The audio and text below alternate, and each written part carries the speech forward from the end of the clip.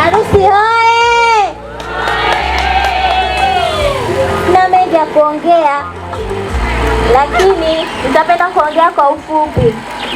Huyu mtu mnayemwona hapa mbele alikuja kwangu kama mteja. Mambo ya biashara, maharage au nini?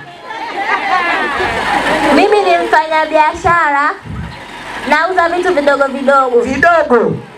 Sio vikubwa, vidogo vidogo. Kwa mfano nauza matunda. Sasa kilichomchanganya huyu bwana, alikuwa anapenda sana kula matunda. Hapo ndipo aliponipata mimi. Sawa. Amekupatia Mwanga, Kilimanjaro, Dar es Salaam. Amenipatia Dar es Salaam. Yeah. Wapendwa ambao hatujapata tushuke Dar es Salaam. Tuendelee.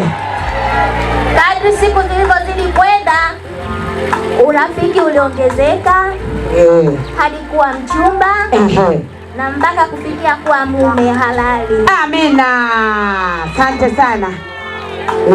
Kwa hiyo huyu mnayemwona hapa, huyu ndo mume wangu wa halali. Wa halali kabisa.